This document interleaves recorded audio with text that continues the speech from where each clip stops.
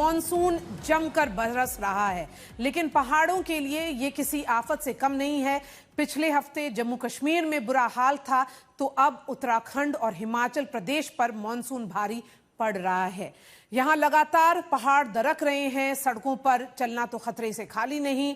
पता ही नहीं चलता कि कब सड़क पर चलें और ऊपर पहाड़ से मलबे के रूप में मौत आ जाए, क्योंकि इतनी बारिश हो रही है कि पहाड़ के पहाड़ गिर जा रहे हैं। पूरी रिपोर्ट देखिए।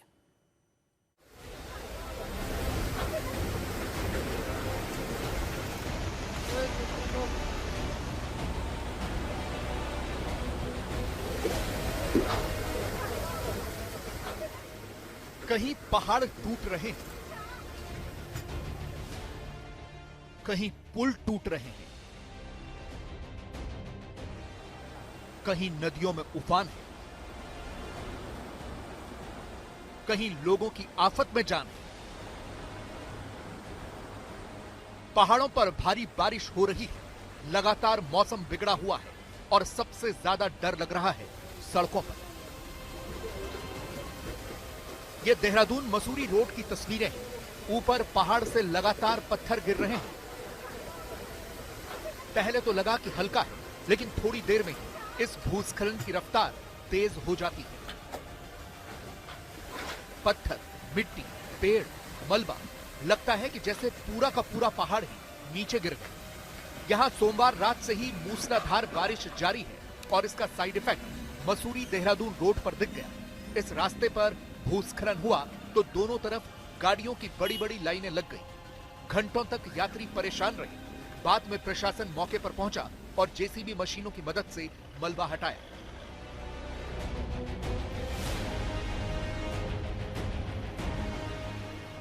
वहीं देहरादून मसूरी रोड पर ही मूसलाधार बारिश के बीच एक और बड़ा हादसा टल गया। यहां सड़क किनारे बने एक रेस्टोरेंट पर अचानक पहाड़ से भारी मात्रा में मलबा और पत्थर आ गिरे। गनीमत रही कि हादसे के वक्त रेस्टोरेंट में मौजूद सभी लोग समय रहते बाहर निकल आए और किसी की जान नहीं गई। हालांकि इस रेस्टोरेंट को भारी नुकसान पहुंचा है।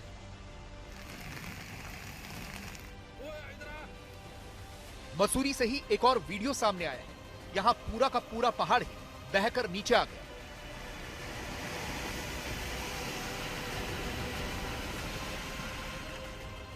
यह मसूरी चमसारी सड़क का वीडियो है। यह रास्ता गांव को जोड़ने वाला संपर्क मार्ग है।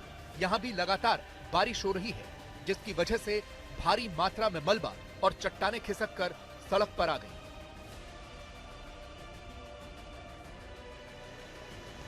बारिश पहाड़ों पर कहर तो मचा ही रही है, लेकिन भ्रष्टाचार की भी पोल खोल रही है। यह देहरादून के प्रेमनगर का वीडियो है, जहां नीचे से टॉन्स नदी बह रही है। भारी बारिश में पुल की अप्रोच रोड पर एक बड़ा गड्ढा हो गया।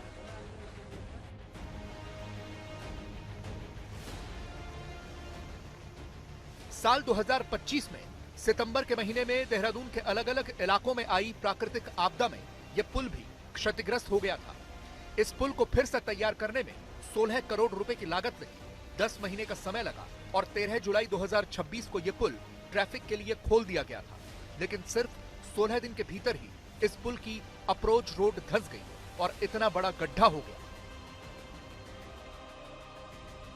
अब सवाल बरसात की तीव्रता से ज्यादा निर्माण की गुणवत्ता और भ्रष्टाचार की मात्रा पर उठ रहे हैं।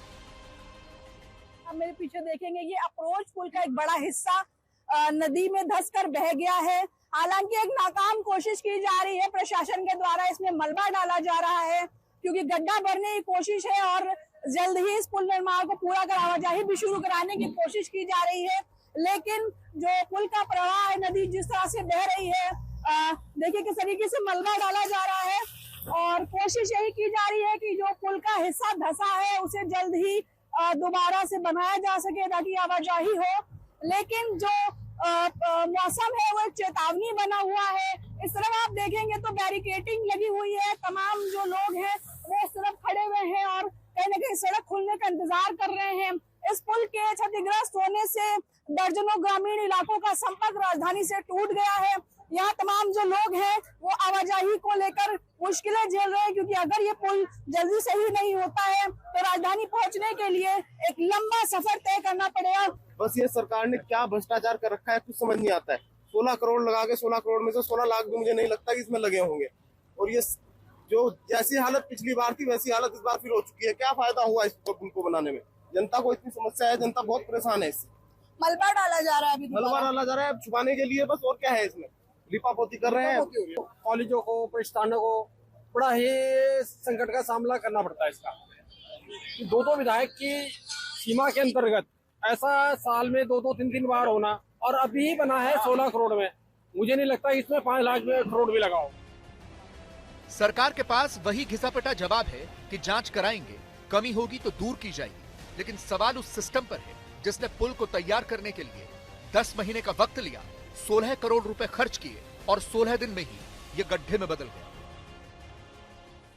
देखिए, एक तो जैसा मैंने जानकारी ली तो पुल नहीं धंसा है, उसकी अप्रोच रोड जो है वो कुछ उसमें गड्ढा हो गया है, वहां से जो मिट्टी थी वो बह गई है या धंस गई है, तो उसको ठीक किया जा रहा है। और अगर कहीं कोई कमी होगी तो जांच, कोई भी किसी भी प्रकार की जांच तो होगी, क्योंकि निर्माण पर किसी भी प्रकार की गुणवत्ता से समझौता हमारा कोई भी जो है इरादा नहीं है, और हम कभी भी जो है गुणवत्ता से समझौता नहीं करते हैं। सिस्टम अगर ठीक से काम करता तो इस छोटे से पुल को बनाने में इतना लंबा समय नहीं लगता। मॉनसून आने से पहले ही ये बनकर तैयार हो जाता, लेकिन ऐसा हुआ नहीं। जल्दबाजी में इसे खोला गया तो हादसा हो गया। वो तो गनीमत थी कि जब ये गड्ढा बना उस वक्त यहाँ आवाजाही नहीं थी। टीना साहू के साथ अंकित शर्मा, देहरादून, आज तक। देहरादून और मसूरी की तस्वीर हमने आपको दिखा दी। अगर देहरादून और मसूरी में ये हाल है तो ऊपर ऊंचे पहाड़ों पर क्या हालत होगी।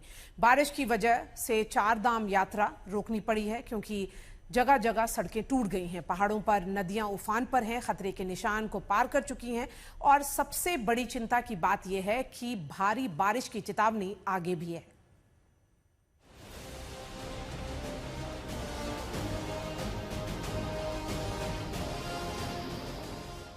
पहाड़ों पर भारी बारिश कैसे लोगों की जान जोखिम में डाल देती है, ये तस्वीरें बता रही हैं। ये रुद्रप्रयाग का तिलवाड़ा पुल है, जहां मंदाकिनी नदी में ये महिलाएं फंस गई हैं। ये महिलाएं नदी में बह रही लकड़ियों को निकालने के लिए यहां गई थी, लेकिन अचानक से नदी में पानी बढ़ गया। जिस तरफ से महिलाएं गई थीं, वहां पानी भर गया, जिससे महिलाएं यहीं फंस कर रह गई।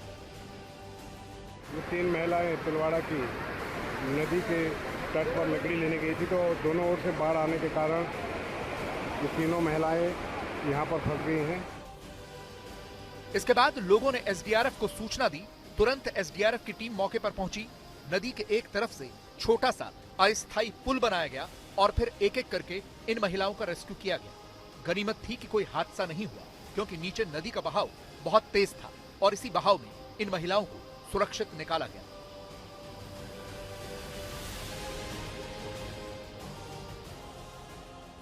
रुद्रप्रयाग में सारी नदियां उफान पर हैं। ये अलकनंदा की तस्वीरें हैं, जो बिल्कुल खतरे के स्तर पर पहुंच गई है। अलकनंदा का डेंजर लेवल 627 मीटर है और नदी अभी 626 मीटर तक पहुंच गई है। सब कुछ जलमग्न हो गया है। यहाँ बड़े बड़े घाट हैं, भगवान शिव की मूर्ति है, वो भी नदी में डूब गई और अब तो लोगों के घरों तक पानी पहुंच रहा है। लोगों को प्रशासन अलर्ट कर रहा है, क्योंकि नदी का जलस्तर लगातार बढ़ रहा है। इस समय हम रुद्रप्रयाग में मौजूद हैं और आप देख सकते हैं अलकनंदा नदी डेंजर लेवल पर बह रही है। नदी किनारे स्थित सभी घाट, पैदल रास्ते पूरी तरह जलमग्न हो चुके हैं। ऊपरी क्षेत्रों में लगातार हो रही बारिश के कारण नदी में तमाम तरह का कूड़ा करकट, पेड़ पौधे बहकर आ रहे हैं। ये अलकनंदा नदी किनारे स्थित बेलनी घाट है। ठीक सामने भगवान शिव की नदी से तकरीबन 20 मीटर दूर विशाल प्रतिमा मौजूद है, लेकिन पानी का इतना अधिक बहाव है कि मूर्ति का कहीं कुछ पता नहीं है। मूर्ति से भी कई दूर तक नदी का पानी बह रहा है। इसके अलावा आप ठीक सामने देख सकते हैं जो घाट आने का रास्ता है वह भी पूरी तरह जलमग्न हो चुका है। यह है प्रसिद्ध कोटेश्वर महादेव गुफा। यहाँ गुफा के अंदर शिवलिंग है और बगल में अलकनंदा बहती है। अलकनंदा के जल से श्रद्धालु शिवलिंग का जलाभिषेक करते हैं, लेकिन अभी तो हालात ऐसे हैं कि अलकनंदा सीधे खुद ही गुफा के अंदर जलाभिषेक कर रही हैं, क्योंकि पानी बहुत ज्यादा बढ़ गया है। इस समय हम रुद्रप्रयाग से तकरीबन 6 किलोमीटर दूर प्रसिद्ध भगवान शिव की कोटेश्वर गुफा में मौजूद हैं। आप देख सकते हैं कोटेश्वर गुफा के बाहर बहने वाली मां अलकनंदा नदी विकराल रूप धारण करके बह रही है। ऐसा लग रहा है मानो नदी सब कुछ बहा ले जाने पर आमदा है। आप ये देख सकते हैं, ये कोटेश्वर गुफा को जाने वाला रास्ता है। कोटेश्वर गुफा के भीतर भगवान शिव का लिंग है। यहाँ भक्त लिंग का जलाभिषेक करने के लिए पहुंचते हैं, लेकिन जो रास्ता है वहाँ पूरी तरह पानी भर चुका है।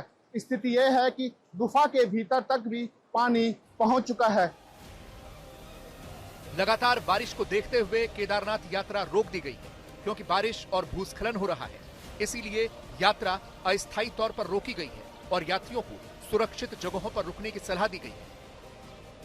फिलहाल यात्रियों को सोनप्रयाग में रोका जा रहा है, क्योंकि कल रात ही केदारनाथ हाईवे पर गुप्तकाशी में पहाड़ी टूट गई और मलबा 2 दुकानों में घुस गया, जिससे कई दुकानों और वाहनों को नुकसान पहुंचा है।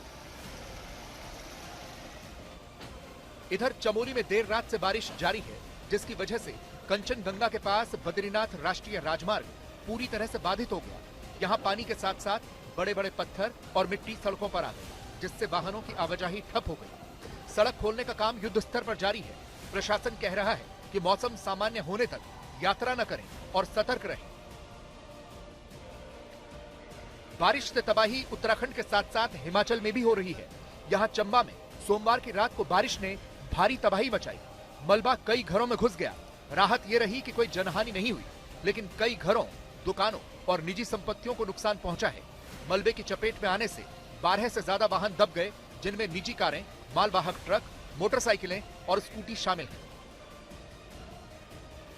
हिमाचल प्रदेश में 28 जुलाई से 31 जुलाई तक भारी से बहुत भारी बारिश की चेतावनी है। 30 और 31 जुलाई को कई जिलों के लिए ऑरेंज अलर्ट जारी किया गया है। कई क्षेत्रों में मानसून